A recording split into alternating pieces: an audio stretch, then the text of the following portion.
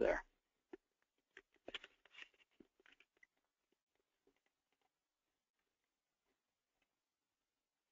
Okay, so we got that recorder up and running. And guys, today will be a interactive session, so Q&A is definitely recommended. Any questions, let me know in the upper right-hand chat bar or chat box. If you need to ask your question verbally, just click to raise your hand, and I will, if I can get to you guys in time, I'll unmute the handset, and you can ask your question verbally. So either is acceptable. Just make sure you're in a quiet place, because the background noise definitely kind of comes in and ruins things. So we're going to be discussing marketing plans, what works for 2015. So let's get to the bottom of what stops you from reaching your goals, and let's put together a marketing strategy, a marketing plan that will allow you to crush it this year. How's that sound to everybody? Okay, let's talk about how this is going to work. This is not your typical webinar. We have 3 sessions scheduled. So when you register to go to webinar, that automatically registered you for all 3, so you can use the same link. You'll get a notifier 3 hours before each session, and you'll get a second reminder 1 hour before the session begins. So simply click on the link, and you'll bring you right to session number 2 and session number 3 when applicable. So as we go along, guys, we're going to be moving through the process of exploring the different dynamics of getting a proper marketing strategy and plan put together for 2015. So we'll be approaching it from lots of different angles. So I recommend that you attend all 3 sessions. Do whatever you can to attend these, guys. Of course, Q&A, so any questions you have, feel free to ask. And during each session, I'm going to give you downloads, just like we gave you the Litmus Test download for today. Each day I'm going to have something else for you to download that will help you keep track and implement what you're learning. Okay, so keep your eye on your email, because that's where we're sending them a couple days before each session, plus right before the session begins, and then I'll send a reminder during each session as well. But it works better when you have these supporting downloads and documents in hand before the session begins. All right, so let's see here. Special offers. As we go along, yes, guys, I do sell stuff. So if that upsets you, then probably not the right webinar to be on. I do have stuff that's available. We will make some special offers available at the end of each session, but if you guys have been on my webinars before, you know how I work. It's 95 to 99% content, and I'll make a mention of something that you can purchase to help enhance at the end of each session. So we don't turn this into a big, giant pitch fest like you may have heard before, but I do have stuff to sell. All right? So as long as you're okay with that, I'm good to go. Okay, so let's see, the download.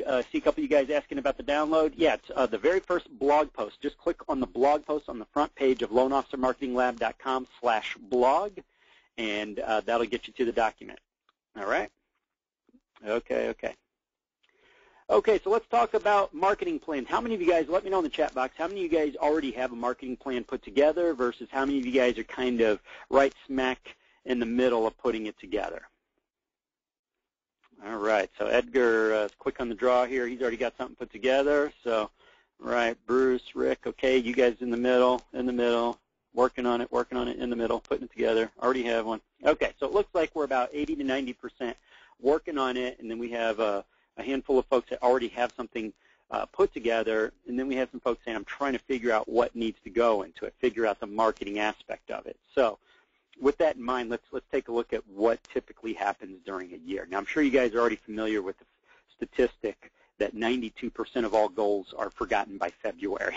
By the time the very first follow-up month rolls around, 92% of all goals are not only forgotten but completely abandoned. And I know we've all fallen victim to that before, but there's a reason why that happens. And in fact, there's multiples of reasons, so you guys will look through here and find maybe something that applies to you or maybe not, but what we see very often is the goals are oftentimes very unrealistic. I've had folks tell me, well, you know what, I want to do, I want to bring home $700,000 this year. So, okay, well, where are you at now? Well, I'm at $40,000. Jumping from $40,000 to $700,000, probably not the most realistic goal in the world. I'm sure you'd agree. But even that being an extreme example, we really do have to get very honest with ourselves about our capabilities, how much time we have to implement, and then how much stick-to-itiveness we have with the step-by-step that we put together. Too vague. Well, I want to make double the income of what I did last year, with absolutely no identifiers as to how that's going to happen. Specificity is what brings results, not vagueness, right? So we have to be extremely specific, not just a, hey, here's what I'd like to do, but hey, here's how I'm going to get there. Here's my step-by-step plan that's going to allow me to reach that goal. So maybe I want to jump from 50,000 to 100, or from 100 to 200, 200 to 400. Okay, doubling an income is very realistic in a year, but how are you going to make that a reality? Then what we call the emotional blankets. That's individuals that set goals because it makes them feel good, not because they have any true intention of sticking to it. They know deep down inside, when they're honest with themselves, that they're really not going to stick with it. You know, they might put some token effort in, but they're not going to stick with it. But you know what? Hey, everybody else is making a goal. It makes me feel like I'm accomplishing something, and maybe I'll get lucky and I'll stick to it this year. Not going to happen. We call that an emotional blanket. Vague rewards. Being a loan officer is hard. I'm not going to lie about that. That's a lot of work, isn't it? You guys work your butts off for your paycheck. You're not lazy. So with that in mind, if you're going to put a lot more effort into putting together a very specific plan, then there needs to be very specific rewards, because that's what drives us as humans, knowing, not just saying, yeah, things are going to get better, or yeah, I can't wait to have that extra money in my pocket. Again, that's just way too vague. What are you going to buy with that money? What are you going to do with, maybe your goal is to spend less time in the office, you know, grow your income, but knock 5 to 10 hours a week off of your how much time you spend working. What are you going to do with that extra 5 to 10 hours a week? How much fun are you going to have? What hobbies are you going to take up? What vacations are you going to go on? What cool toys are you going to purchase, you know, with that extra income? We got to be very specific about the rewards. And then here's one that even I remember falling into this one for year after year for a long time, relying on techniques instead of true skill set, actually learning something. Techniques are great, but they're only as good as the person wielding them. Techniques won't get you there. They will help, but you are the driving force behind those techniques. So we cannot put all of our eggs in that basket of learning specific techniques, right? And then burnout. How many folks are just either burned out or getting that anxiety that just, well, we just feel so frustrated, we feel so irritated, we feel so anxious about whether I'm going to succeed or fail that we end up spending more time worrying about it than actually doing. So all of these things happen.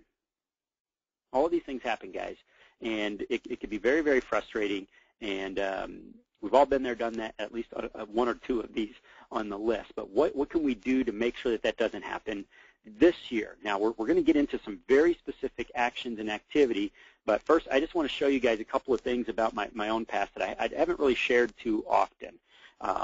And I don't know how much of you guys have read back when I first started teaching in 2005 in the mortgage industry, but prior to becoming a loan officer, I was an absolute flop when it came to sales. And when I say a flop, I mean I was lucky to pull down $20,000 to $25,000 from my sales job. Never even made it into the top 10, never made it even into the top 50%, always in that bottom 10 to 20% prior to becoming a loan officer. I suffered from social anxiety. Okay, I had a very, very odd, unusual childhood where, guys, I was homeschooled, was not comfortable in public situations, so you can imagine becoming a salesperson that's socially anxious, not exactly ideal for sales success. So that was a battle that I had to struggle with, and you throw into that mix extreme lack of focus due to ADD made it very, very difficult to focus on specific marketing strategies and sticking with those plans and staying focused on what needed to happen to bring me success. I share this just so people don't think, hey, you know what, you hit your goals because you were a born salesman. No, far from it. I was a nightmare of a salesperson to the sales managers because of all of these challenges. And it was about that time when I became a loan officer, it was just kind of a make or break for me. Okay? This was, hey, this is it. If this doesn't work, then this is my big, big flashing neon sign that I don't need to be in sales, right? So that's when I discovered the power of a specific set day-to-day activity plan. What was I going to accomplish today? That's what made the difference for me. I didn't suddenly become a wonderful salesperson. I didn't suddenly become less socially anxious, although over time that dwindled and completely diminished as my confidence rose when the success rose with it. When you're completely missing your goals day after day and year after year, that really plays a number on your confidence, right? So what happens when you start seeing success? These other problems start to dwindle, and the lack of focus, well, it becomes easier to focus when you see, hey, every time I do this, my income goes up. This happens. It's that conditioning. So just kind of wanted to share that with you folks. And now we're going to talk about the litmus test. And if you guys give me just a moment here, let me pause my screen here because GoToWebinar is kind of screwing with me here. I'm going to open up the litmus test here on my page as well. So you guys will have that. Just another moment here. Almost have it.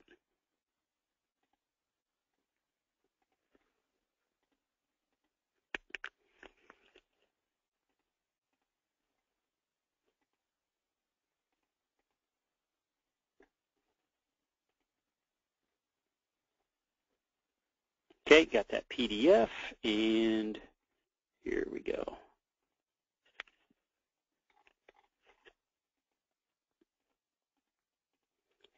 I apologize, guys. GoToWebinar is giving me these warnings here that my screen's not showing. So can you guys see the litmus test on your screen right now?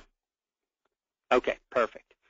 All right, so the entire idea behind the litmus test, guys, is this was something that's kind of a culmination of year after year after year. These are some of the things that allowed me to grow out of that stage of struggling to becoming the repeated #1 loan officer month after month after month after month after month and year after year, to the point of opening up my own office. What allowed me to grow from that scared kid, essentially, that couldn't communicate well to, hey, now I'm becoming the repeated top performer. Let's go ahead and open up and make a business out of this.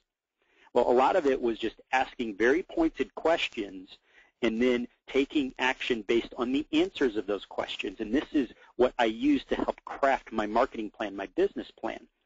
So we have to identify what are the weaknesses, what went wrong in 2014 and what went right in 2014. Okay, where are my weaknesses versus my strengths, and then how do I leverage those into a marketing plan that's actually going to crush it this year? So I want you guys to ask yourselves these questions. For example, what percentage of your marketing is currently either automated or outsourced?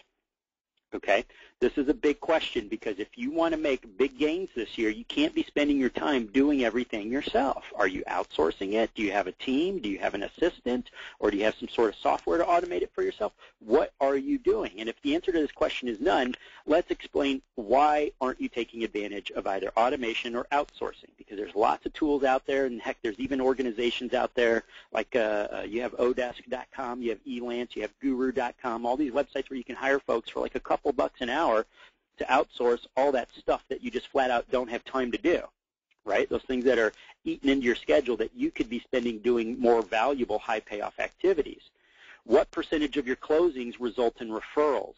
Now, a general rule of thumb, and this is after working with top producer after top producer after top producer, the one thing that they all have in common is most of them tend to get a minimum of 25% of their closings give them referrals, additional individuals, additional leads. And that frees up their time because, hey, for every referral, that's less time I have to spend marketing to replace that closing that just exited my pipeline. So we want to have a minimum of 25% turning into referrals. If not, if we're not hitting at least 25%, what is happening? What, in your opinion, is stopping you from getting that? Are we just not asking? Are we not asking properly? Are we not wowing the individuals enough to where they want to share referrals, friends, family, etc.? What's happening? Okay.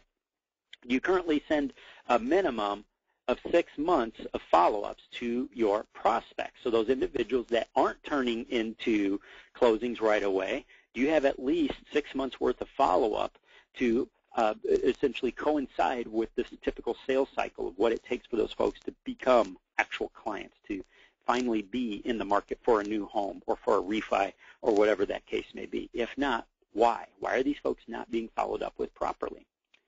So we have lots of great questions on here. Do you currently collect emails from 75, 80% of the prospects you speak with? Do you have a web presence that actually delivers leads reliably every single month? Do you have an emergency source of leads if something goes wrong and you need them? Or are you putting all your eggs in one basket? Do you have at least 3 sources of regular referrals, meaning that could be realtors, that could be attorneys, that could be insurance agents, et cetera? And you'll see that on each of these, there's always an if no, please explain. That's the uncomfortable part, right? Nobody likes to view themselves in a negative light, but I view these things as a positive because, you know what, you're having the courage to do what most people don't. You're asking yourself the tough questions and then giving yourself straightforward, pointed answers so that then, once you're done answering all those questions, you can scroll down to the second half here and start filling this out, okay? So analyze your answers to the questions above and be as detailed as you need to be, et cetera, et cetera. Okay, the goal here is for you to put your business under the microscope and then ask yourself some tough questions. So after each no response, so for each of those things that you know you should be doing or should be getting, results you should be getting, but you're not, you have to, the rule here on this litmus test is you have to ask yourself these specific list of questions. Number 1, if the answer is no, then please rank on a scale of 1 to 10 how much effort you gave to achieving this goal. And if you're not making much effort to achieve that goal, then please explain why not. Was there something that was more important? Were there other priorities? So on a scale of 1 to 10, we can't give ourselves 10s across the board because then that means that we failed at every single one of those. Giving maximum effort. How much effort was expended? And then B, how committed are you to achieving this goal in the next 60 to 90 days on a scale of 1 to 10? This is what's going to allow you to prioritize where you're going to spend your time because not everything can be a 10. We don't have the energy nor the time to do that, right? So we have to prioritize. Then please explain the rewards that you anticipate by achieving this goal. Be very specific. What is it going to do to your income? Not just, hey, it's going to make me more money. How much is it going to make you? If, for example, you could actually start building your database and following up with every single prospect for the next 6 months, what is your prediction of what that'll do for you? Yes, there's guesswork involved, but you have to get specific. Allow yourself to dream and imagine what it's like to be there because that's what turns these things into habits, right? What excuses do you feel may pop up along the way?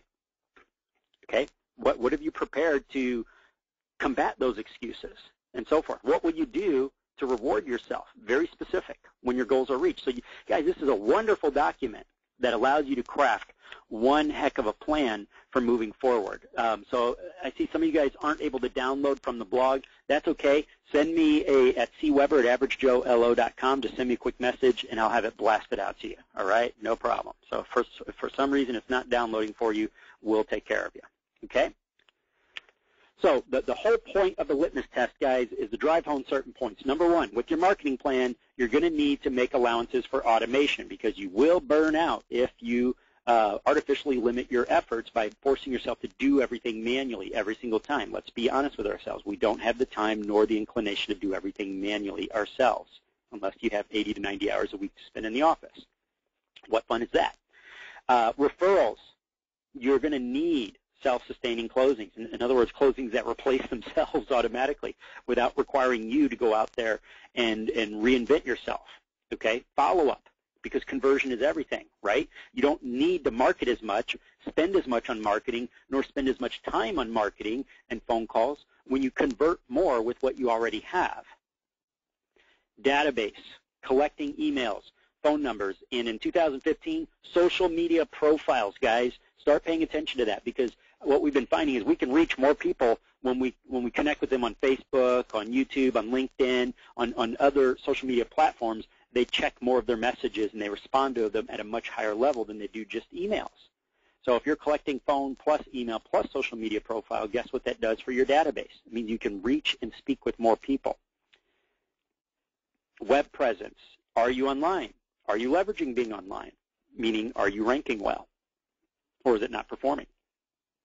If it's not performing, guys, this is a huge piece of the puzzle, a huge leg of your marketing plan for 2015 that needs to be fixed. It needs to be operating well. And then a means of boosting your incomes or emergency source of leads. Do you know how to get leads in a very short period of time if you need them? And then 3 sources of referral partners and what amount of effort is it going to take to get those. So what is your why? What is your reason for doing what you're doing?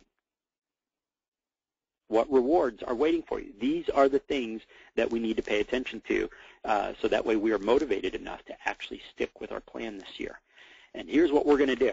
I'm going to introduce you guys to, this is good. Now don't laugh. Don't laugh at my drawing here because this was hand-drawn with a little dinky 1.5-inch long pencil that was very blunt at the time. But I was just kind of scribbling out a sample sales funnel and marketing funnel of me targeting realtors. I want you guys to see, now this doesn't mean that every single marketing plan looks just like this, but I want you guys to see what a finished marketing plan should look like, how it should flow, and how much detail should go into it, okay? So give me just a moment here. I'm going to pull that up on the screen. Let me get to that drawing. I got it saved over here. And it's going to require some explanation. I understand that. So before you start laughing, let me explain what it is that you're looking at here, okay? Now, over here, on the left-hand side of the screen, every single one of my marketing plans, I begin with my bait. Okay, a lot of times I feel most people do it backwards. But you have to start off with your bait in your flow chart or your mind map, because in this right here, that scribbled in there says opt-in. So I created an opt-in form, a landing page, okay, with my bait. In this case, I'm targeting real estate agents because the leg that I'm working on at this point is, hey, I want more realtors giving me referrals. I don't want 3 to 4 closings a month from realtor referrals. I want 5 to 6 closings a month from realtor referrals in 2015, and here's how I'm going to do it. So I'm going to create my bait in an opt-in form. That opt-in form is going to capture name, email, phone number, and in many cases, social media profile. So I'll have multiple means of following up with these individuals. Now up here you see scribbled around here with these little arrows pointing at my opt-in form. This is how I'm going to get the individuals to that opt-in form. So here on the far left, that's phone calls. When I'm talking to my realtors, I'm going to invite them for any reason. If I have any reason to be on the phone with a realtor, it doesn't matter if it's my client's seller's agent or buyer's agent. I don't care. If I'm on the phone with a realtor, I'm going to say, oh, by the way, have you checked out? Boom, and I'm going to give them the web address. Give them a reason to go check it out because that's low-hanging fruit, right? So I'm going to use the phone. I'm going to use Active Rain. That's a social media account for real estate agents. I'm going to send them direct contacts through the contact forms on Active Rain. I'm going to use LinkedIn because I know that there's over 295,000 real estate agents on LinkedIn, right? I'm going to use emails. I'm going to send email blasts to my database of agents that I've spoken to in the past. I'm going to use Facebook ads, and then I'm going to use my YouTube channel to drive traffic. Between all of these mediums, I should easily be able to boost my closings with realtors in the next 60 to 90 days, no problem. And that's spending maybe $20, $30 in marketing over the next 2 to 3 months. Okay? Ambitious? No, not at all. This is very, very straightforward. So I drive that traffic to my opt-in form, and you'll see that what I've done here in my flow chart is I have a yes and then I have a no. Yes is on top, no is on bottom. So in other words, I ask myself, okay, when they hit my opt-in form, do they fill it out? Yes. If they do, here's what happens as a result. If they don't, here's what happens. Okay, and this is how specific you have to be with your marketing, folks. We have to be specific enough that we've made plans for people not taking the action that we want them to take. Too often our marketing plans assume that if somebody doesn't take action, that means they're crap. It's just a crappy lead. Don't even worry about it. It's a waste of time when the exact opposite is true. Just because they don't take action doesn't mean that it's a crappy lead. It means that for whatever reason, either something else came up, something distracted them, or it was just the wrong time. But we took the time to market to them. We took the time to get them to that page. So why don't we keep that marketing going, especially if it's automated? Who cares? It doesn't take up any of your time, just so long as we planned for the significant portion of people to not take action, which is how we know marketing works. You're going to reach more people that don't do what you want than you do people that do. It's a reality of marketing. Okay? So the yes, once they hit my landing page or opt-in page, is I'm going to send them to a video. Okay? So once they opt in, I'm going to send them to a video. And let me show you an example. Okay? So that way we're not just talking here in code. Let me show you an example of what I did. Okay? So A real estate agent ends up on an opt-in form or an ad of mine. Once they fill it out and give me their information, boom, I send them over to a video like this. And this video is what basically offered something valuable to that agent, something that has an intangible but still a very strong value to them. So I'm speaking to them saying, hey, Mr. or Mrs. Real Estate Agent, what if I could drive 2 to 3 times more traffic to every single one of your listings, one of your homes for sale? And it's not even going to cost you a single penny. More potential buyers, more potential sellers, great tools and strategies for you to give in listing presentations, and there's nothing to buy. Just put your email down below, and I'll show you how I do it. Oh, by the way, I can only work with 1 or 2 agents per area. Now, if you're a real estate agent, is this going to pique your interest, yes or no? Is it at least going to pique your interest and make you want to, since it's not going to cost you anything, get more information? So if they need more information and they go, well, I'm just not really too sure what you're talking about, then they click the play button. Okay? So when they hit that play button, boom, now I'm going to talk to them about a whiteboard video presentation about how to get more exposure to their real estate listings in their hometown, capture more leads right now in your hometown, et cetera, et cetera. Okay, so I'm not going to make you guys watch the whole video, but you get the gist of it. It's basically moving them forward in the sales cycle. I introduce them to, hey, here's me, here's what I do. Oh, by the way, here's some other things that I bring to the table, and I'm disclosing to them right here, right now, that I'm a loan officer, that I'm a local loan officer, and that, yes, I'm interested in meeting with them and seeing if there's synergy, so they know right out of the gate that I'm interested in doing business with them. How do you get in touch? Boom, give me your name, give me your phone, give me your email. Do you work more with buyers and sellers? Do you currently generate leads using video? Yes or no? Click the button, and boom. Mission accomplished on phase 1. Okay? So I sent them to either my ad or my opt-in. When they took action, I sent them to the video, and it required them to take yet another action, which, guess what? That's a filter. I want that to serve as a filter because the people that take 2 actions instead of 1 are probably that much more interested, right?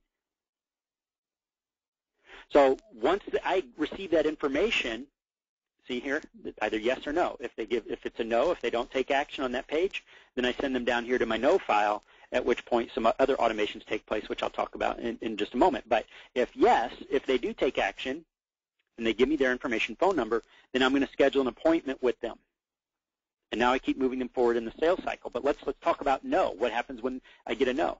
Well, on that original opt-in form, if they don't fill it out, the fact that they ended up on that page, I have retargeting set up, meaning I drop a cookie on their desktop, on their computer, identifying them.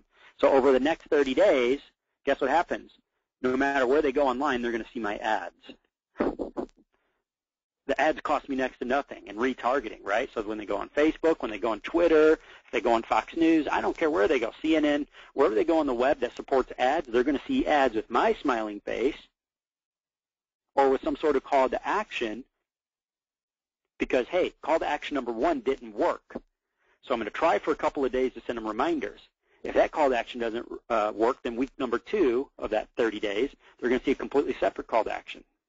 Maybe there was just a disconnect. Oh, that didn't work. Week number 3, they're going to see a different call to action. You see how that works? So you can see how I've created a cycle here, meaning that if right from the get-go, if it's a no, I drop the cookie and they see the ads, or if they say yes and fill out my opt-in form but then make it to this page and they don't fill it out, well, I have cookies here too being dropped on them. So either way, if they fail to move to the appointments stage of my sales funnel, either way they're going to get dropped here with a cookie and seeing my ads for 30 days to either warm them up or try different calls to actions to find out, well, maybe I just didn't approach them from the right direction or with the right call to action. But I'm not giving up on them because, hey, my number 1 most profitable agent in all my years as a loan officer was somebody who took almost a year to finally respond to me, blew me off for almost a year, then finally started giving me 5, 6 closings every single month, the number 2 agent in the entire city. Huge amounts of closings. Finally became her number 1 loan officer. But had I given up and just said, oh, well, she's not responding, never would have got to that stage. But it's that automation. I'm dropping cookies, and they're seeing my ads. And if that doesn't work, then guess what? Month number 2, they're going to get some emails from me. That doesn't work. Well, Maybe I send out direct mail or even pick up the phone and call them. It depends. See, I segment my agents from those who are extremely valuable to me and those who are not quite so valuable. Those who are not quite so valuable, I'm not going to waste my time picking up the phone and calling them or spending money on direct mail to them because they're not worth it. But the big elephant agents, or at least the mid-level producers that could conceivably give me one or two closings every single month, what's an extra 12 to 24 closings a year worth to you? Well, those might be worth a quick direct mail piece or a phone call. But in advance, as part of my marketing plan, I develop what I call the dump cycle, and that is I decide up front how much time and effort do I give them before I dump them from this sales cycle or the sales funnel.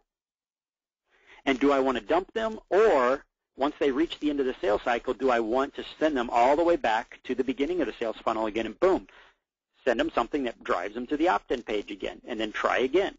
Because, again, sometimes it's all about timing. I don't know.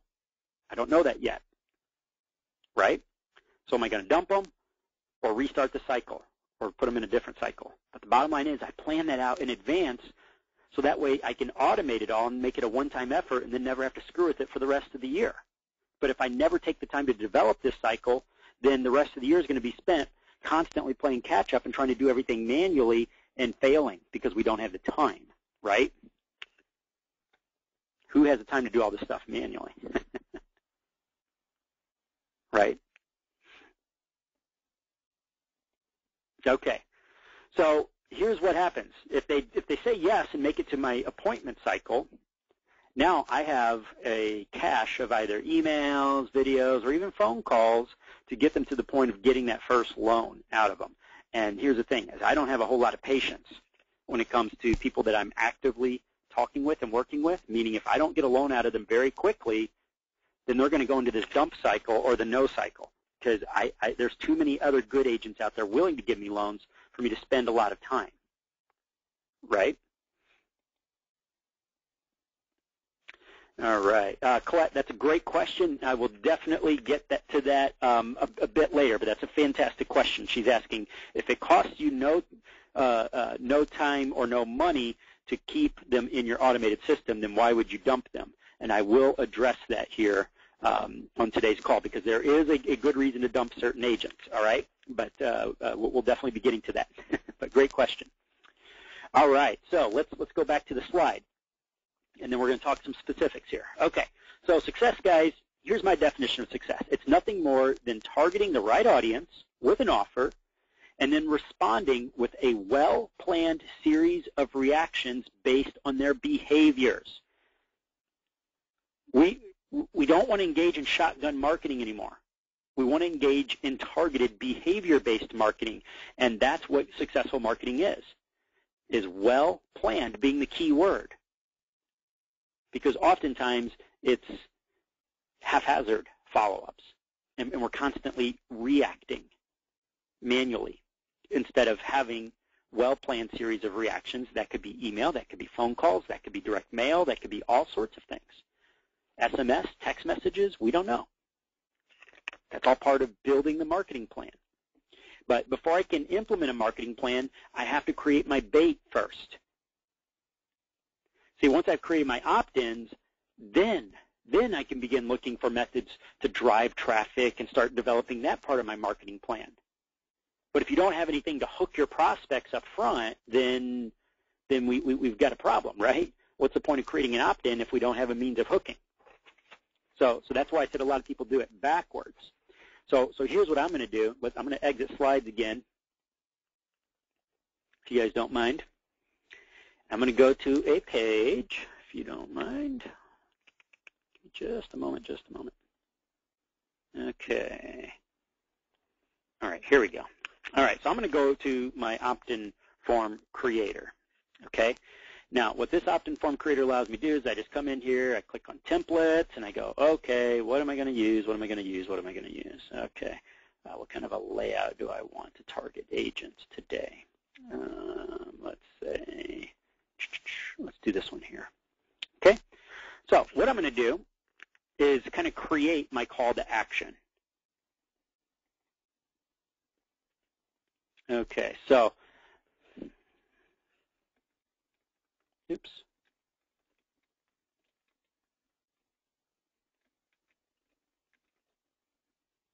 So I will show you how to. Now that might require some tweaking. Yeah, it looks like I got 2 colons in there. So yeah, I'd have to update that. But no big deal because this is just for demonstration purposes. But what I'm going to do is I essentially create my opt-in form here. And as I'm creating my opt-in form, I tell the system essentially what I want to have happen after. Okay? So in other words, once they fill this out, where do I want them to go? Where do I want to send them to? And do I want to create this as a pop-up on a website, or do I want to create it as an exit pop-up or as a lead capture form on a sidebar? Where do I want it to go? It's very, very easy. But all I got to do here is click Save. Okay? And then once I've saved it, then I'm ready to rock and roll, and I'm ready to head on over to my website, turn it into an embed code. There's a reason I'm showing you guys this. I want you to see just how easy it is for us to create these things. There's lots of technology out there that can help you along the way build out these types of programs. So let's say, for example, I head over to my blog. So you guys see the back end of my blog. This is loanofficermarketinglab.com/blog. I want to add a new blog post.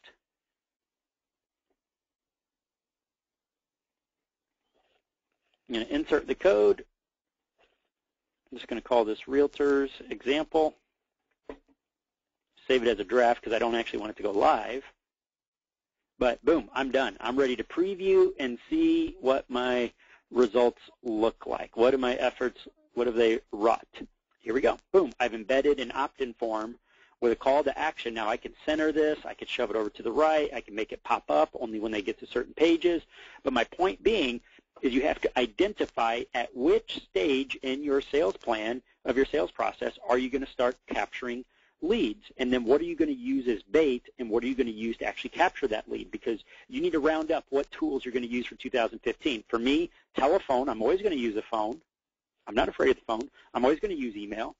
I'm always going to use my website, which means I need to capture emails and information. I'm going to use landing pages. I'm going to use call capture. I'm going to use my YouTube channel. So as part of my sales plan, I'm going to start writing these things down, because once I've made a list of all the tools I'm going to use, then it becomes much more clear and easy for me to identify and go, oh, hey, you know what would be cool?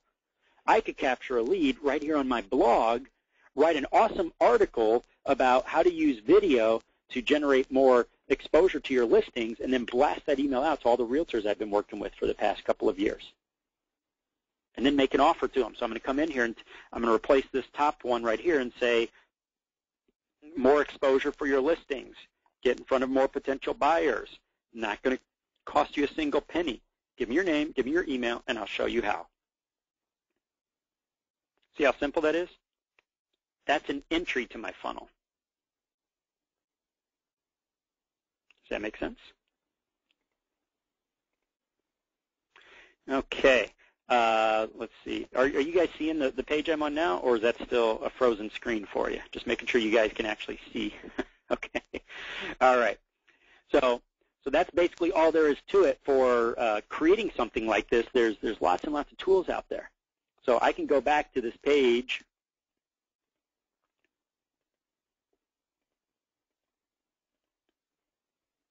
And I can create as many lead capture forms and make them do all sorts of cool stuff, change the colors of them, and I can track my stats too. I click on my stats up here, and it's going to show me my performance over the last 7 days, how many people actually saw my lead capture form. Out of that, how many actually took action and signed up and gave me their information. And when they sign up, I just come over here and I click to download it as a Excel spreadsheet file. And now I can upload them wherever I want. Okay, makes sense?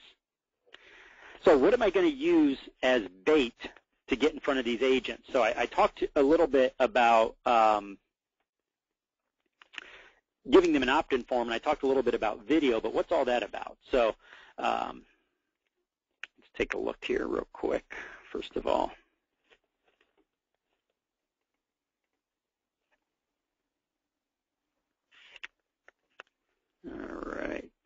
There we go. Okay, so when it comes to targeting realtors, I have to have some sort of bait. So here's another landing page that I created to target realtors, and this one's actually in the Mortgage Lead Pages software. If you guys are wondering where I get this from, this is actually from Mortgage Lead Pages. But I create my offer to realtors and give them multiple reasons to work with me. But you have to have something that really, really gets their attention. Okay? So helping them with video marketing is one thing that's worked extremely well for me. But what if you're not an expert at video marketing? Well, let me show you another way to get your foot in the door. Okay? You can always stroke their ego a little bit. So this is another one that I used as an entry to my funnel with realtors. Is I created a magazine, a real estate magazine that I'd send out to my database of potential home buyers. Okay, it started off life as a newsletter, and eventually I turned it into an entire magazine. But the whole idea here was now I could send them a sample copy online, and then say, hey, you know what? I'm getting ready to put out my issue for February. And I need to interview a high-performing real estate agent, and your name keeps coming up for the Chesterfield area. Would you mind if I ask you a couple questions and feature you as the spotlight high-performance agent in February's issue? And I'm going to send this out to several hundred potential buyers, so you'll probably get some phone calls out of this. But you know, it's only going to take me 5 minutes to interview you. I just need to know just a little bit about this topic or that topic. So what's it going to be? So I find a particular topic, and I interview them about it. Hey, what are you doing about this? What are you doing? What's your recommendations for new home buyers in the Chesterfield area? You know, what mistakes do your typical home buyers make? If somebody's thinking about selling their home, what criteria should they use to pick a realtor? But it's stroking their ego because there's no risk, and they want to see themselves getting blasted out there. It's great. You see about an 80-90% yes rate when you use this type of approach. So see, I'm not putting all my eggs in one basket again. I'm asking them if I can interview them. It's an excuse to be on the phone with them. And again, oh, by the way, check this out. Have you seen this page? Have you seen that? See, I've got my built-in excuse to be in touch with them. So that's yet another technique to get in front of the agent. But now I'm going to throw yet another one out here for you. This is one that we've been testing that's just been absolutely kicking butt lately. And this actually shows the 360-degree nature of your marketing plan. Is I track everything with my marketing guys, because if you're not tracking, then you're falling behind. So what I did was I installed a heat map tracking software on my websites. Okay? And what I do, give me just a moment here. If you're not familiar with what this type of software does, is it actually tracks every little thing that they do. A lot of people, when they think of tracking software, they think of Google Analytics, but this goes way beyond Google Analytics, guys. You know why? Because watch this. I have what's called user sessions in here, and I offer this to realtors. Once I show it off to them, it blows their freaking mind, because what I can do is I come in here and say, okay, this shows every single person that has accessed my website. Now, I installed this as a demo on Loan Officer Marketing Lab, so that's me that you're seeing constantly accessing it with, well, you see a couple other IP addresses that are other people, but the bulk of it's me, because I just kept going back, just so you could see how this works, okay, because this is something that you can show off to a realtor. Okay, so I just click this button right here, and watch what happens, guys. I click the play button. It actually makes a video recording of every single person who's gone to your website.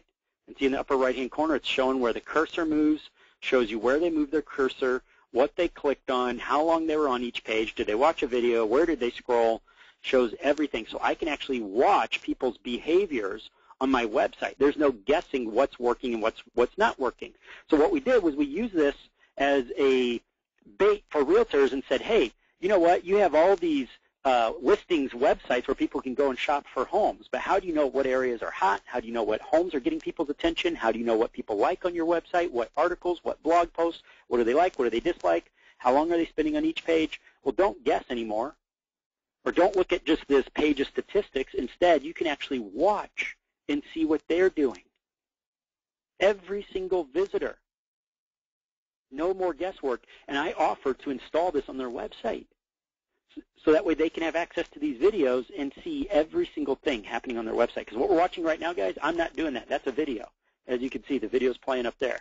It tracked my cursor as I scrolled down and then scrolled back up. So I could see if everybody's skipping my video, maybe they don't like my video. Maybe I need to do a new video at the top of my page. Or maybe they're not seeing certain things. Or maybe they're clicking on certain things but not others. I don't have to guess anymore. I can track it. But if that's not good enough, I can click over here on heat maps, and I can arrange, I can generate a clicking-based heat map, an eye-tracking heat map, or a scrolling-based heat map. And let me show you the difference. So let's generate a heat map. Let's give it just a moment. Okay. Now it generated a scrolling-based heat map for this page. Now, remember, you show this to realtors, and it blows their mind. See these numbers over here on the left-hand side of the screen, 100%, 100%, and then suddenly it drops down to 59%. Then it drops down to 46%. This is a download page on Loan Officer Marketing Lab for individuals learning the refi marketing strategy with Nathan Rufty. But what I found here was it's telling me what percentage of people scroll down to see certain items on the page. Only 49% of people make it down to this level of the page. Only 24% of the people actually scroll down to where the clickable download links are. So that what that tells me is they're all going up here and they're downloading the mailer checklist. And they're maybe seeing these top items, but they're definitely very few of them actually seeing this. Only 12% make it to the bottom of the page. So if I'm a realtor and I start seeing these types of statistics over and over again, you know what that tells me? That tells me that I need to start reformatting my pages and putting stuff higher up. But I can come back here and do, okay, well, that's a scrolling heat map. Let's do an eye-tracking heat map. And now let's generate that code. Boom. Okay, let's give it a moment to generate. So imagine showing this off to realtors. So now I can actually go through and show them which items scientifically are going to stick out and the human eye is going to be attracted to more than others. It's an actual heat map. So we remove that guesswork. And now there's a lot of really cool science behind this. I'm not going to go over that right now because that's not the point. But I also have a click-based heat map.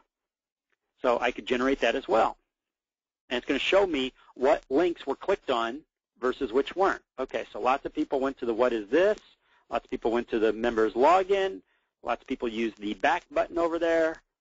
Okay, we see this link here for registration. Download template number 2. Somehow they skipped the high interest template and the VA refi template and went straight to the FHA to conventional template. So I can start seeing what are people actually clicking on. What do they like? What do they dislike? What are being skipped? Well, the FHA 203K, the VA refi, the high interest. So imagine, again, if you're a realtor and you start seeing this on actual homes, you start seeing what types of images of homes are grabbing their attention. So can you see how if you showed this off to a realtor, that would get their attention?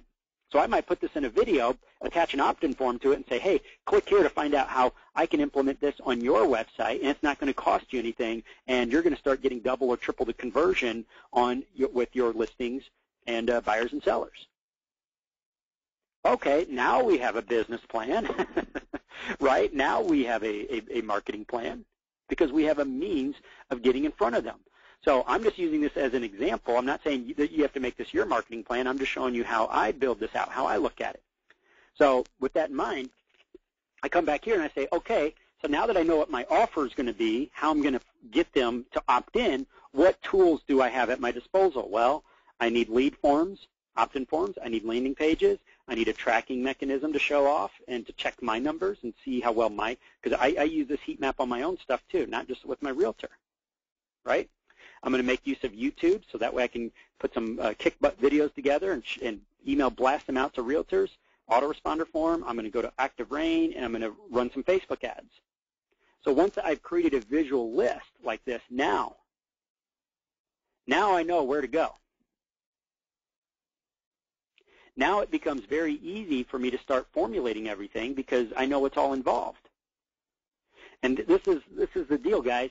This is why most loan officers never reach their goals and never quite create a good, solid business plan because they never take the time. They're intimidated by all this. They go, well, that sounds like a lot of work.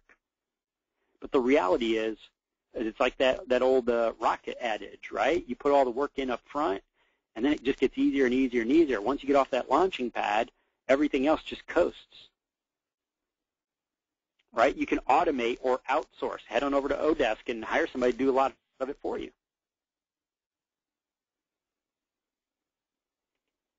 Pretty cool, huh? All right. So let's see here. We're going to go back to just a moment here, guys. Okay, so a couple of quick things for you guys. Now, do you see how we put this together in such a way that these tools all serve double duty? You'll notice that whether I'm using heat map tracking software or I'm using YouTube or I'm using landing pages, I use those for my regular business too. I don't just use those to target realtors. I use those to target consumers. I use that for my day-to-day business.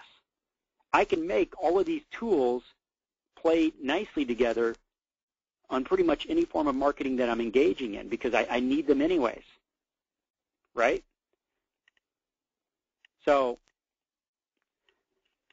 what we have to ask ourselves are these questions here.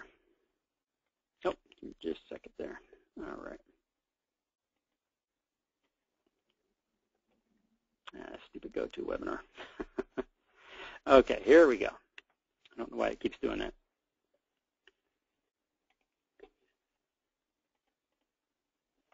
Okay, so our plan Bs. So when you see that you have the tools ready to rock and roll, what are you going to use to encourage them to opt in or to start working with you? You have to ask yourselves, what happens when they don't take action? Remember that flow chart? I have a yes and I have a no.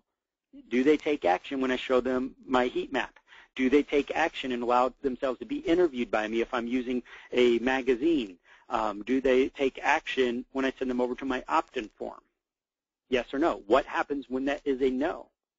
Do I let them fall by the wayside? Or do I have some means of following up? How frequently will they hear from me if they don't take action?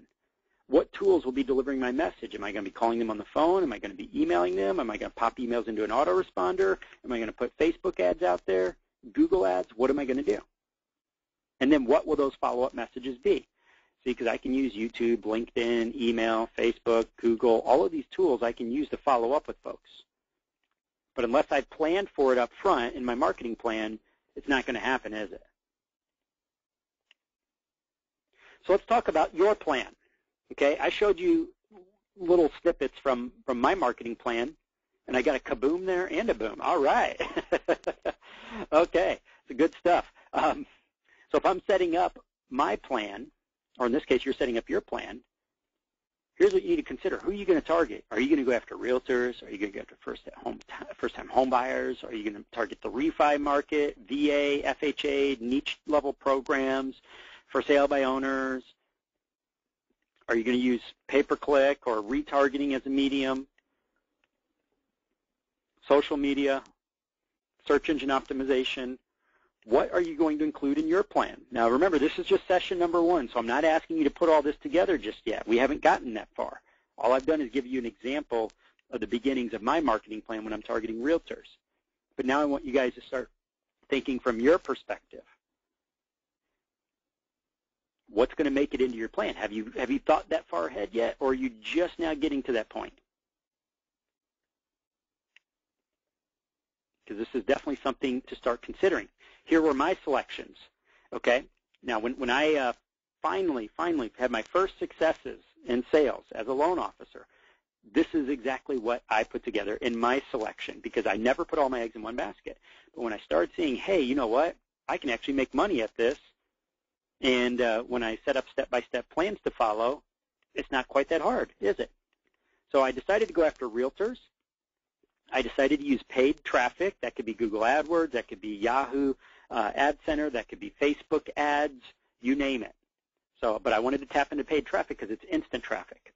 I wanted to use video and SEO and hyperlocal targeting. And then I wanted to go after FSBOs and make use of Craigslist. and in the refi market. Now, this isn't really number 5, just because I use a lot of these other methods, paid traffic and video and SEO and hyperlocal, all apply to refis as well. So I just kind of made my marketing do double duty. But I relied on these 4 targets because anything beyond that is just too much for me to handle, because I know at that point I'm spreading myself too thin. But with all the SEO stuff, I outsourced most of it, so that wasn't a big time suck for me. Craigslist, in the beginning, I did it all myself, but as soon as I got to a certain point, I started outsourcing all my Craigslist posting too, because I just didn't have time to do it. And whenever I relied on myself to do it, it'd get done like once or twice a week when it should be getting done 12 to 24 times a week, right? Paid traffic, did that myself, and marketing to realtors, I did that myself. And then once I started hiring loan officers, I would start sending them out to speak with the realtors. But these were my selections, okay? And then beyond that, I have other forms of lead generation, but that's just really not really new marketing strategies. It's just maintaining my database and mining that database, and then improving my sales ability and my conversion so that I could get more closings out of the leads I was already generating. So those are kind of gimmies. So I don't count those as separate marketing strategies, because this is something everybody should be doing. Everybody, no excuses, right? So those were my selections. But you can see what I did was I built a table here. I wanted 4 legs to my table because, again, I don't count refi as a 5th leg, because the same strategies do double duty to target refis. So I had my FSBO leads coming in. I had both purchase and refi leads coming in from my SEO and hyperlocal and video marketing. I had my pay-per-click. That was AdWords, and Facebook wasn't around at that time, so back then it was AdWords. Okay, but then eventually Facebook was added, and Ad Center, and then realtor marketing. So that was pressing the flesh. Okay, so again, not putting all my eggs in one basket. All right, and I see a lot of questions coming over. Don't worry, guys. I'll be answering. I'll be getting to those questions soon. So once I knew who or what those 4 legs were going to be, I needed something that would just blow them away. That's what we call your opening salvo, or I call them marketing grenades. It's something that when you show it to them, they just go nuts and go, wow, that is super cool. I need to be working with you, right? So that's your opening salvo. So the heat map showing off to a realtor would be an example of a good opening salvo. It shows so well, and they're so blown away when they see that they can watch videos of what people do on their websites. They go, wow, I got to do this. It's no longer a question of should I work with you, it's how do I work with you, okay? I used to use SEO as one of those strategies. I would show them how I was on the front page of Google for all the real estate terms. I said, hey, I'm not even a realtor, and yet I'm beating all the realtors at their own game. I'm at page 1, spot 1, when you do a search for St. Louis homes for sale. Wouldn't you like to know how I did it? Well, before I show you, let's sit down and talk about a mutually beneficial way to do business. That was an opening salvo. The magazine, nobody's going to say no to being interviewed. Very few will say no. You get a 90% positive response to that because it strokes their ego and they get free exposure. That was a marketing or an opening salvo. And each of these had a built-in excuse to follow up with them. Because you know what? If I'm interviewing them for the magazine, I have to follow up with them and say, okay, here's what the magazine looks like. You know, before we publish it, come take a look. Oh, okay, we just published it. Here's how many people read it. Come take a look at these statistics. Or the heat map software. Well, I got to install it for you. They're not going to install it. They don't know how. Okay, I'm going to show you how it works. Let's meet. Let's sit down, and I'll show you how to view your videos and how to print out these reports and what all this stuff means. I'll check in with them once or twice a week to show off. Hey, check it out. You got 39 videos to view today. Did you see this person here spent 19 minutes on this page and checked out 24 different homes? Here's their IP address. Make a big splash. Make a boom right up front. And everything else becomes easier, and it ties you in. It ties you in with whoever it is you're marketing to. This applies whether we're talking realtors or we're talking just general refi or general purchase. Okay, so I'm going to get you guys some documents that are going to help you with like the Litmus Test and answer your questions, because here's questions that need to be answered before we can actually start putting together your marketing plan together. Okay. That is, who are you going to target? This is what we call creating an avatar or an avatar. What are the people that you're targeting interested in? How can you help them get what they're interested in or help them with their problem? Is your solution unique, or are you going to look and sound just like everyone else? Can your marketing plan be automated or outsourced? It needs to be yes to one or the other. If it's one of those things that's just so intense that literally you are the only one that can do it, it's a no-go. It's a no-start right from the get-go, because guess what? You need to be able to duplicate your efforts. How do you scale what you do? How do you scale it? Are you going to be happy with adding 1 or 2 extra closings a month this year, or do you want to double your business? Do you want to triple your business? Do you want to have the capability to quadruple it, or are you going to hit a glass ceiling? So how do you actually scale it? This question and this question go hand in hand, because if you can automate or outsource it, then you have almost infinite scalability. So if you want to do 7 figures within the next couple of years, well, you can do it, just so long as it can be outsourced and automated. How do you leverage the tools and skills to service other areas of your business? For example, heat map software. I don't just use that to show off to realtors. I use that to track my own marketing and then make improvements and tweaks.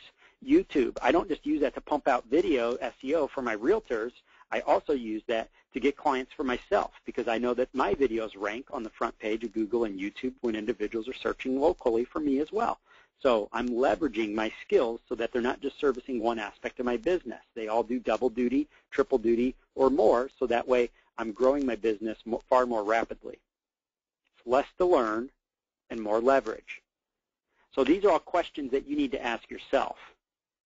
And then once you've answered that, then you start deciding these aspects. What tools are you going to use? What's your front-end offer going to be? Are you going to use the phone? If so, how? Are you going to use call capture systems? If so, how? Email? How? Social media? How? Go through the list and then ask yourself, how can I incorporate each one of these each steps of the way? Because chances are you're already using most of these. How many of you guys have Facebook and LinkedIn accounts? Most of you do. You're already using it. Why not make it pay off? Do you have landing pages? Well, if not, we have mortgage lead pages. So you can always use ours, or you can go and make one for yourself. Opt-in forms. Are you using mobile marketing?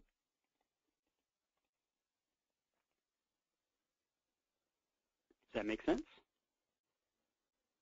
So the homework for you guys is I want you to create just a short list of who it is you're going to market to this year.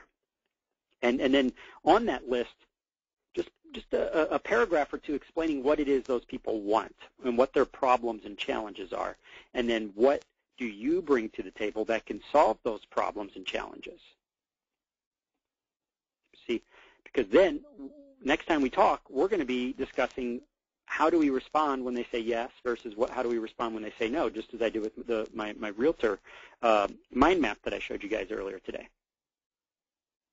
Right? Now, I see a bunch of questions that have come over. I see a ton of questions, but let me first get to my offer. As I mentioned, I do make systems and tools available to you guys. For that software, guys, that you saw, both the lead capture form and opt-in form creator and the heat map software creator, I put together at this link on the very top. It's the very top link. Go ahead and write that down. I put together an awesome package where you get all of my marketing software plus mortgage marketing hacks bundled together for $39. Okay, that's $39 a month. You get usage of the heat map software. You get the opt-in form creator, so you can create as many lead capture forms as you want. They do pop-ups, exit pop-ups, two-step opt-in forms. You got the heat map software, so it does the video recording plus creates all those reports I showed you, and access to mortgage marketing hacks, which normally by itself is $37 a month. So that's this link up here. If you guys want to take advantage of it, that offer expires tomorrow. But here's the deal. If you go to that page, it's going to tell you that's $39, but it's only going to charge you $1. Here's why. Because I'm not going to start your subscription until the end of these 3 sessions, because I want you guys, before you start getting charged for stuff and start having to put stuff together, I want your marketing plan put together first. Yeah, I'd rather collect money now, but you know what? We're doing what's best for you guys. So I don't want you guys worrying about, hey, I need to rush this because I'm going to start getting billed. Just pay the $1 to reserve the spot, and then after next week's final session, then it'll go into regular subscription cycle. So no rushing. Let's do this right. Get your marketing plan put together. That's this up here at the top. For those that were asking about the refinance sample page that I was showing from Nathan Rufty, this leads to that special offer from Nathan. That's a loan officer doing 8 closings a month in refis. And that was his program that you're seeing all those downloadable links for. So this will bring you to that video to show you the interview we did with Nathan. This brings you to the special offer. And then for those of you that just want to chat, we do free strategy sessions at mortgagemarketingcoaching.com. And that'll schedule 10 to 15 minutes with me to find out what your challenges are, and then I can make recommendations on either products or solutions, software, those types of things. Where should you be spending your time and money? Okay? This is for individuals. It was set up for individuals that specifically want to do coaching with me, but for those of you that are confused about, hey, should I buy refi training? Should I buy heat map software? Should I buy this? Should I buy that? You could schedule that. Okay? But those appointments won't be scheduled until next week, so just bear that in mind. The special offer is good for today, okay? Between today and by the end of tomorrow is when it expires, and that's this link up here at the top. Okay, so just $39, $1 today to reserve your spot, guys. I think everybody should do it. If you're planning on boosting your own efforts online, that software is going to be invaluable to you. Being able to actually see what people do when they get to your website is awesome. Awesome. You're going to learn things that you never imagined. I know I did. I was going, wow, things that I thought were working weren't, and then things that I thought weren't working were. And then plus show it off to a realtor, they're going to be eating out of your hands. And now if they stop working with you, guess what? You have leverage because you're tied into it. It's like, oh, well, you're going to lose all these heat maps and click reports and all this other stuff that they're not getting currently. So it allows you that wow moment, okay? So I'm going to leave this up while I scroll through the questions because I see a whole heck of a lot of questions here today. Let's see. Oh, okay, so I see some folks asking for the link to be copied and pasted. Yes. And the recording, yes, I will try to make that available to you guys ASAP. Typically, the recordings take about 24 hours to get out to you, but if I can get it out to you sooner, maybe even today, I will. Okay, I just posted the link, the clickable link for the special offer for the $39, or actually the $1, in the chat box up at the top right. So you guys can click there. That'll get you to that page. And then let me scroll through these questions here. Okay, so I appreciate your guys' patience.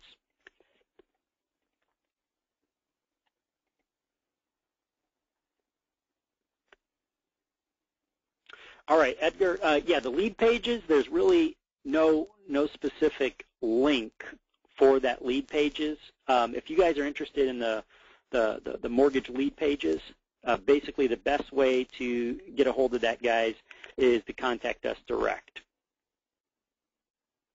Okay, let me put my email, because we limit, I can't guarantee when that's going to be available because we limit the number of folks that can participate in our mortgage lead pages. That way we keep it very, very effective. So I could put you on our waiting list. If you send, I just put my email address in the chat box at the top right. Just send an email and say, hey, I'd like to be on the waiting list for the mortgage lead pages. That's the landing pages that are instantly generated, already done for you. All right, pretty kick butt, huh? All right. Okay, just scrolling through. So yeah, it's cweber@averagejoelo.com.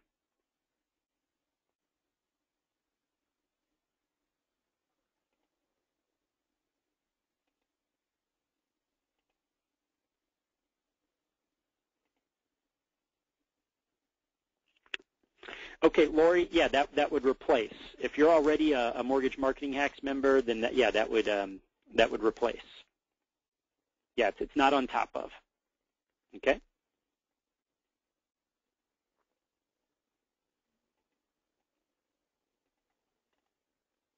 Okay. Yeah, the replay, guys, that'll go out in an email. Just keep an eye on your email, and we'll get that out.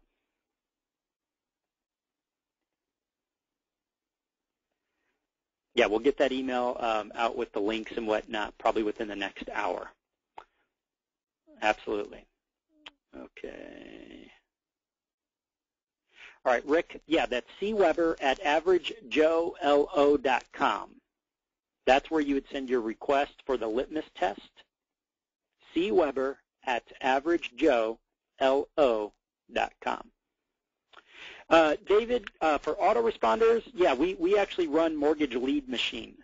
That's mortgageleadmachine.com.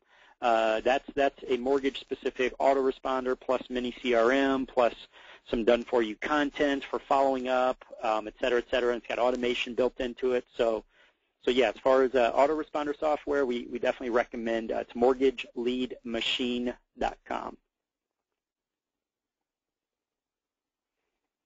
Okay, Joyce, is there going to be content for this or just a sales pitch? Well, 99% of this whole thing's been content, Joyce, so not sure what that means. All right. Interest in mortgage lead? Yeah, TR, just cweber@averagejoelo.com. cweber@averagejoelo.com.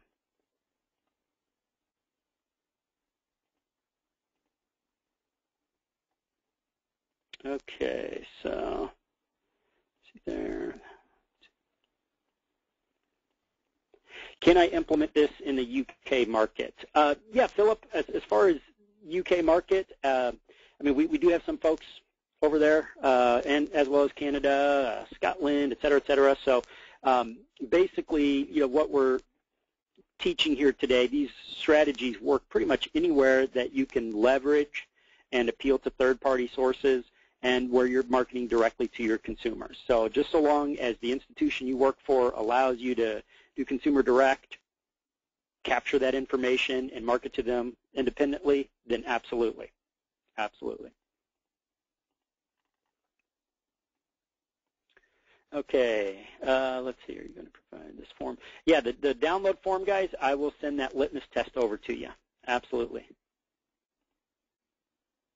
So yeah, if it's not working for you on the blog, we'll send it to you.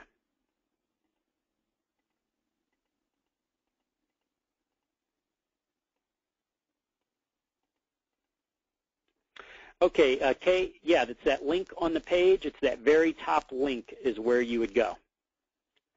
That's the link for the software, the $39 software.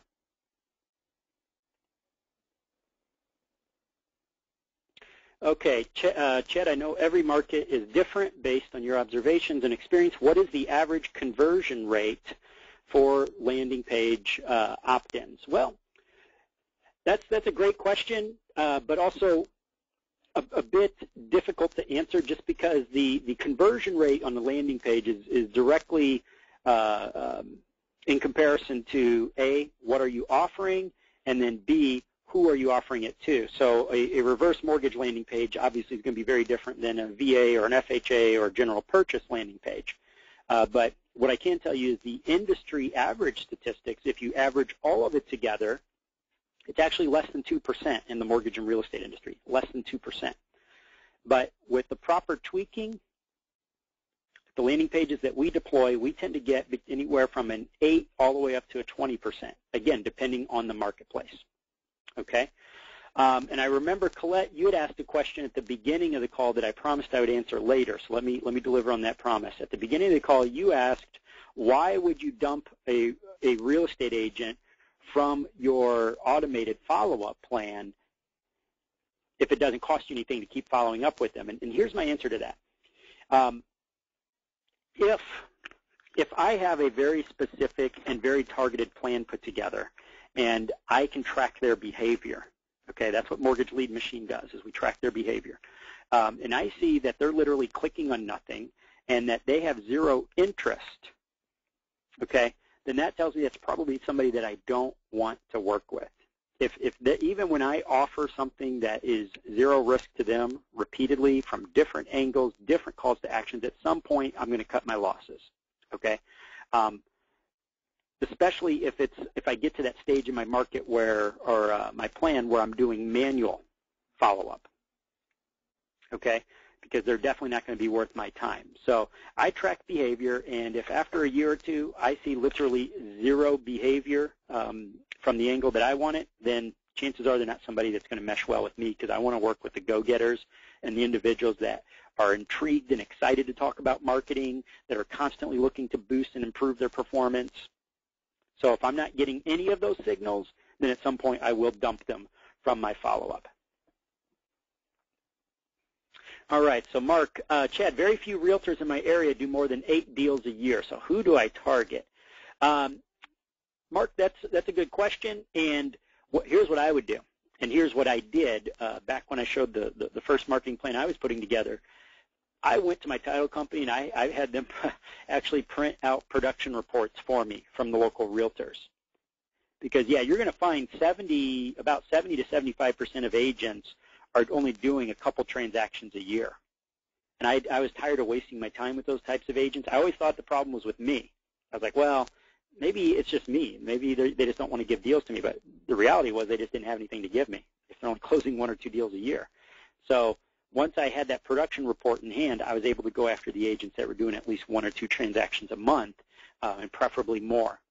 But there's also nothing wrong with bundling your realtors. I know it sounds funny, almost like we're talking about a cable and telephone and internet service, but if I'm going to work with lower-end performers, in my marketing plan, here's what I would do, is I would start doing office presentations and office meetings with multiple realtors at once.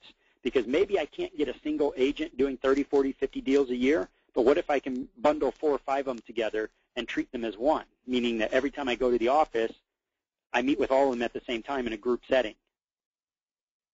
So I'm still leveraging my time, but not giving any individual agent an inordinate amount of my time when I'm that busy. Because onesies and twosies style follow-up and marketing can get very, very time intensive, right? So just bundle them together. And the way we did that was we offered, sales training or marketing training once or twice a month to local offices, and the sales managers loved it. So I would always ask the new agents, hey, bring somebody else with you next time. So we started off with 2 or 3 agents. Next thing you know, by the end of month 2 or 3, we had 15 to 20 agents all sitting there. And at the end of each session, hey, who among you have, deals with questions, or clients that maybe have some questions that I can answer for you, or some deals you want me to look at. And invariably, 1 or 2 of them would always crack out some deals for me to look at. And I'd always walk out with loans. So went from wasting my time with brand new agents who had nothing to give me to meeting with 10, 15, 20 of them at a time and walking out with deals every time. So bundling. Okay, okay, so Manny, Chad, more specifically, what would be the converting rate for the landing page you showed attracting realtors to become partners? Okay, I was talking consumer direct. I apologize, I misunderstood your question. That landing page to realtors has about a 25 to 30% conversion rate. So I was spending on Facebook, I was spending about 40 cents a click running ads to the realtors, and I was converting at the ratio that I just mentioned, and definitely very, very much worth it. Okay, so it just depends also, are you targeting cold or warm traffic? When I sent out email blasts to warm agents that already knew who I was, my conversion rate was actually over 50%. So yeah, marketing to realtors, you're typically going to get, as long as you're targeted, you're going to get a much higher conversion rate than when you're marketing directly to consumers for obvious reasons, okay? So because we're ultra targeted. Yeah, Francis, I'll make a replay available, no doubt. Yes, Manny, absolutely positive. Yeah, 25% is actually more on the low end of the scale for me when marketing to realtors. So, yeah, it's typically when cold, closer to the 30% mark. But, again, different markets, different results. So depended on what was I marketing in Illinois or Missouri at the time. Had a pretty big impact on whether it was closer to 25 or 30%. And then when marketing to warm agents who already knew who I was, very easy to exceed 50%. Let's see. Okay, so just scrolling through the questions, guys. I apologize if I've missed you. Not intentional. We have several hundred questions here. All right, so I'm getting a ton of people still asking about the autoresponder, so I'm just going to put the link. It's mortgageleadmachine.com. And the landing page software, we don't actually have a sign-up page for that because it's generally not open to the public at the moment. But if you want to get on our waiting list, if you're interested in it, just shoot us an email, cweber@averagejoelo.com. Okay. So I just popped that into your chat box in top right corner, mortgageleadmachine.com. Okay, let's see. Yes, Colette, we will cover heat maps and all that fun stuff as we go along later, and we'll get into more of the actual creation of the plan itself. Today is just kind of an introduction and showing you examples and samples and trying to get your creative juices going on how you can create those wow moments and that big impact right up front. And that's what the software is for, like the heat map software. If you decide to go after realtors, or if you're just doing marketing online with your own website, either way, $39 plus the lead capture form creator and the subscription to Mortgage Marketing Hacks, which is a new marketing strategy each week emailed to you. Plus, we have video software that we didn't even talk about today that's included in that package for $39. Okay, but it's only $1 today to get you going. All right, so Mark, very few realtors in my area do more than 8 deals a year. Okay, production report, only 30 agents or teams do 20 or more deals a year. So yeah, I would definitely bundle then at that point. Yes, Mark, that's if you went through our Facebook coaching at mortgagemarketingcoaching.com. So yeah, you're looking at pretty much the same.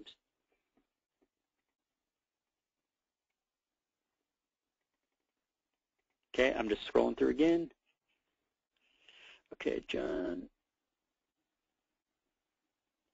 Okay, John, yeah, shoot us an email if you're looking for more like done for you, getting your plan set up and your software automated and whatnot. Yeah, just shoot an email to the cweber@averagejoelo.com. I have the email address in the upper right-hand corner, the chat box. We'd be more than happy to talk to you about that. No problem, no problem. Oh, okay. Yeah, it sounds like you got in late. I'll get that replay out to you, Joyce, and that'll be the content portion of the call. So yeah, it looks like just on there. No problem. And if any of you guys, I know some, depending on what you're using to go to this link, if something's blocking you from opening this up and these aren't opening for you, just send me an email, cweber@averagejoelo.com. I'd be more than happy to get you a manual link over to that. I apologize. I know that you get these different browsers out there and all sorts of different security measures, so sometimes these shortened links don't open for everybody. So just shoot me a message. I'd be happy to send it over to you. Okay. So yeah, what we're going to do, we talked mostly about realtors today, folks, but just bear in mind that I was giving you examples from my perspective of how I got started with my marketing plan, but we're going to talk more and expand more on this next time. But just make sure if you have not filled out your litmus test today, even if I have to send it over to you, not a problem. I want you filling that out because that's going to play just a huge role in the effectiveness of what you put together going forward. So it's the litmus test. It's this document here. Answer it. Be as straightforward as humanly possible with your answers, and you'll find yourself looking at things from a very different perspective, and this should really help get you going. And then we're going to start putting some step-by-step plans together in meeting number 2. So we're going to talk about, as we go along, here's what you have to look forward to. We're going to talk about the actual putting the plan together itself, so we're going to get to the nuts and bolts of that instead of just the concepts. And then we're going to get into follow-ups and some strategies on really how to automate and really make yourself look good when following up with folks. So we're going to be talking timing and, how do you get something like that put together? Who do you target? How do you target? We talked about retargeting today, and I'm getting a ton of messages. Well, what is retargeting? I don't want to get too technical, but basically retargeting, folks, essentially means that when somebody goes to a web page online, a little cookie drops on their computer that identifies that they went to that page and what they looked at while they were there. So that means it will track them, and then at any point in the future when you want to run ads to that individual, they will see your ads on the internet. And it's being shown to somebody who's already seen a particular sales message or a particular page on your website. So you're only showing ads to targeted individuals who have expressed an interest in the past. That's what retargeting means, and it can sound very technical and scary, but it's not nearly as scary as it sounds. Okay?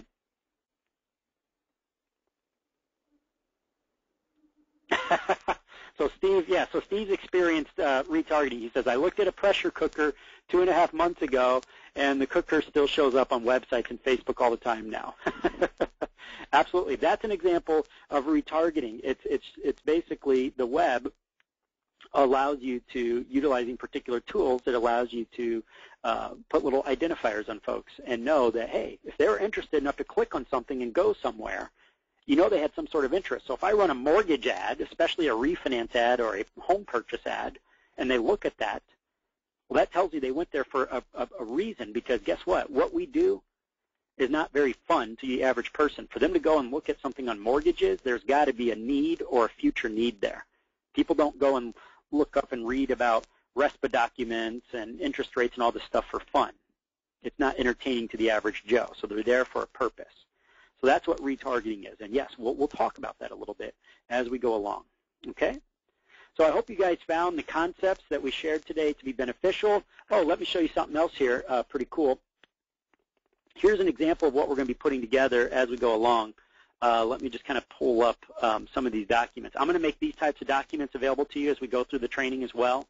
I have a whole series of these. I started off with what was called the I Promise document. And this was, like I said, I had a very, very powerful case of marketing ADD. I just couldn't focus on one thing and was constantly sabotaging my own results. So what I did was I created this document that I filled this out. I promise, in order to make this year my best ever, I am committing to making the following happen every single day without fail, no excuses.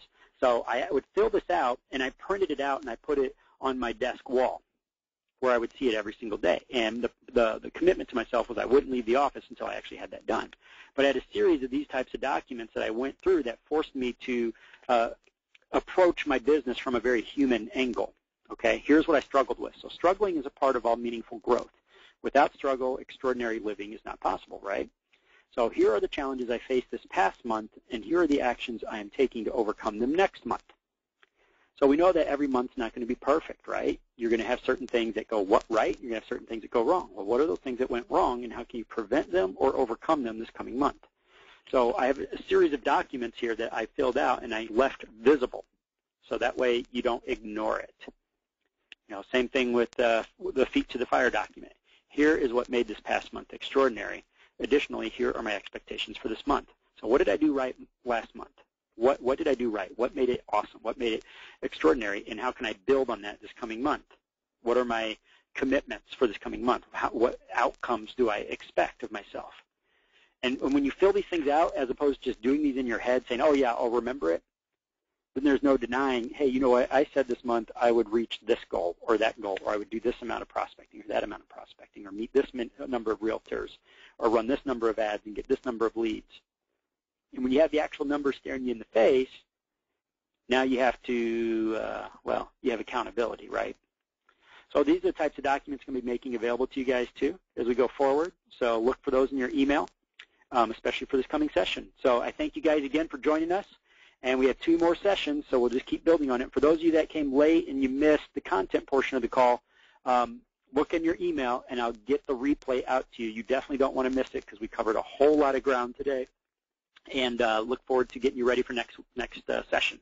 All right, so 2 more to go. We'll wrap up those 2 coming this week. All right, guys? Awesome. Make it a great one. We'll see you next time. Bye now.